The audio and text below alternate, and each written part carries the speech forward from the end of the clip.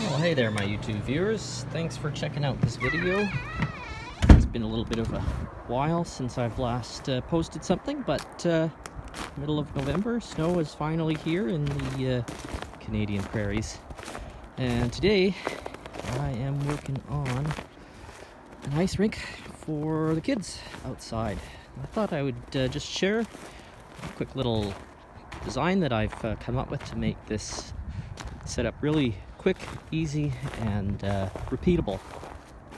So here we are out in the yard. It's about just around 0 Celsius, and I'm just getting ready to put the liner in. But before I did that, I thought I would just take a moment to share with you how I designed this, trying to be as economical, repeatable, and I guess functional as possible.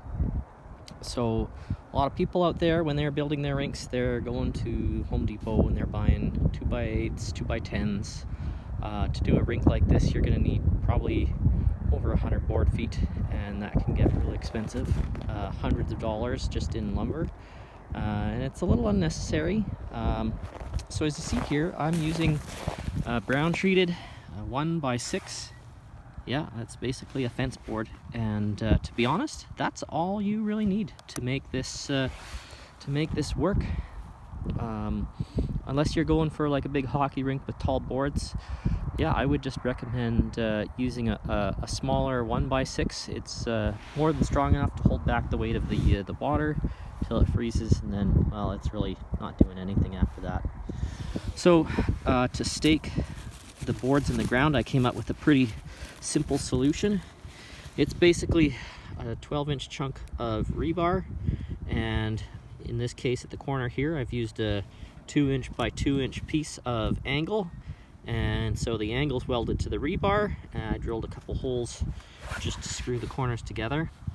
And for any of the connections along the run, it's basically just a piece of flat 1/8-inch thick by it's probably a 4 by 3-inch piece of flat welded to a chunk of rebar again, and then 2 screw holes. I haven't put screws down here, but 4 screw holes. And this setup works really well, actually. What it allows you to do is you can get the rink roughed into place, and then once everything's screwed together, you can set up a laser level, and you can shoot the rink. And then basically all you have to do to make it completely level is just put a little pry bar underneath there, and you can either lift it up to get the boards to raise, or you can just push it down further into ground to get it all leveled out. And because the rebar has the little kind of notches on it, it bites into the ground well, and yeah, it stays in place. So that's the solution I've come up with. It like I said, it works really well. Once the boards are in place and you've got it leveled, the ground more or less grips onto the rebar, and it doesn't go anywhere, and you're good to go. So what I'm going to do now, I got the kind of rink area all cleaned out from the last snow. I'm going to put down just a tarp just as a buffer in case there's any sharp sticks or whatever in the grass, and then I'm going to put down a piece of polyethylene plastic.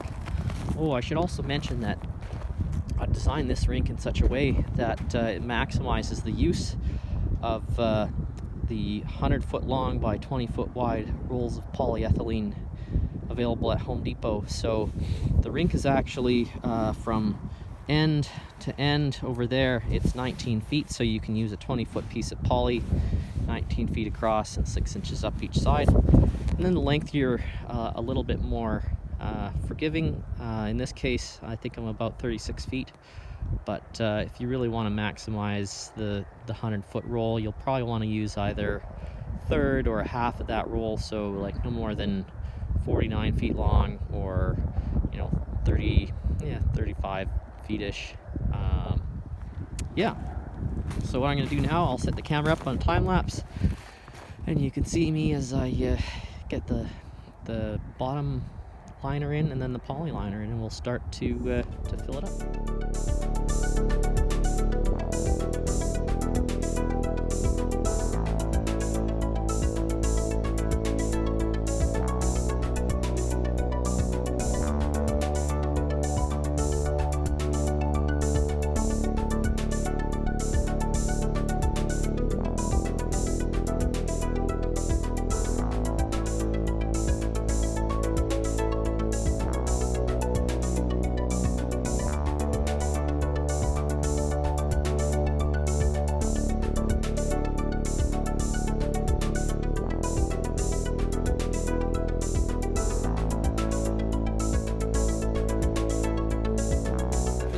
easy actually, even with just myself here.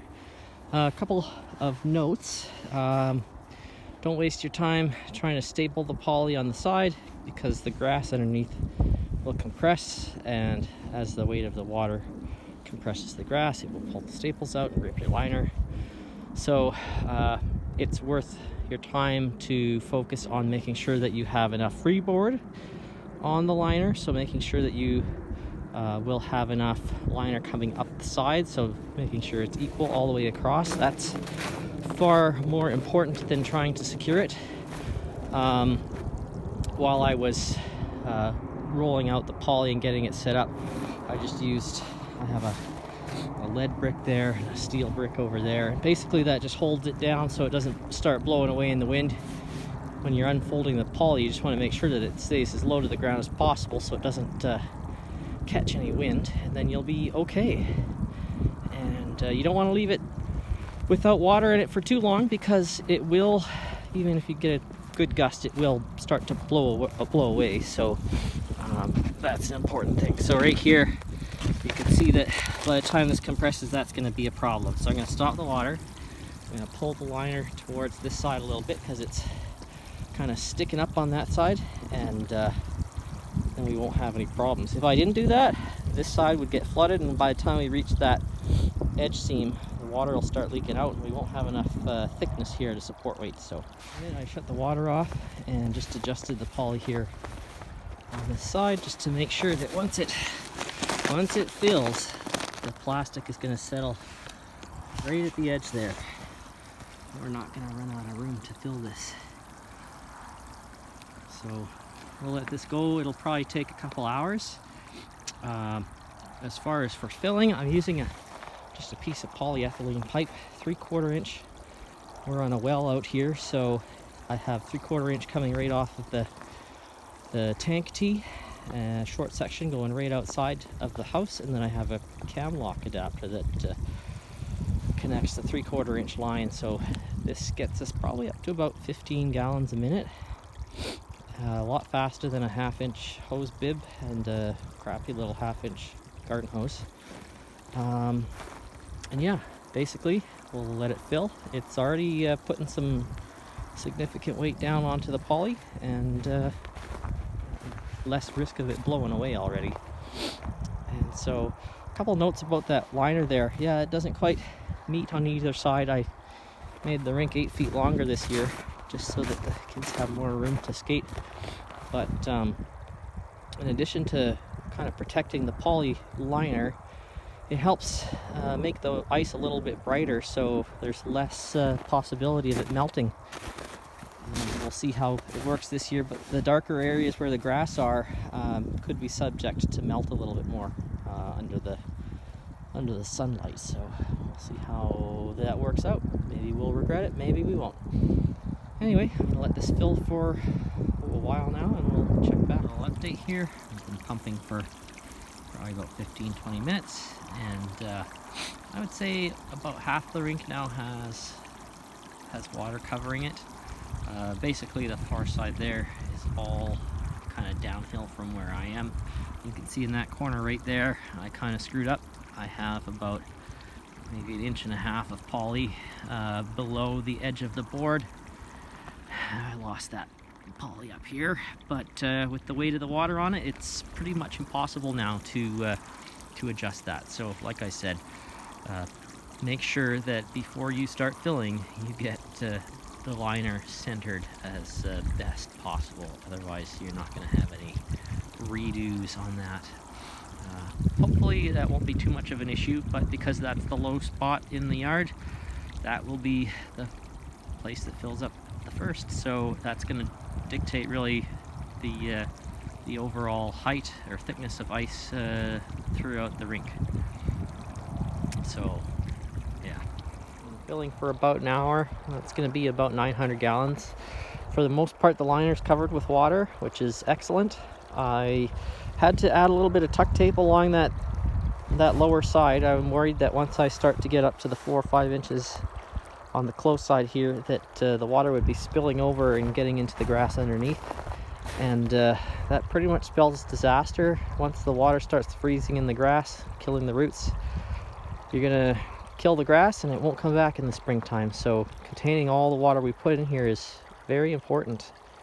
Something else to mention, I noticed this after it was kind of full. There is a leaf right there. That dark leaf is going to make the ice melt right there. So keeping debris and anything dark colored out of the water, bits of grass, leaves, whatever, that's going to make the ice just last a lot longer. It's not going to get a little pit like it will there now.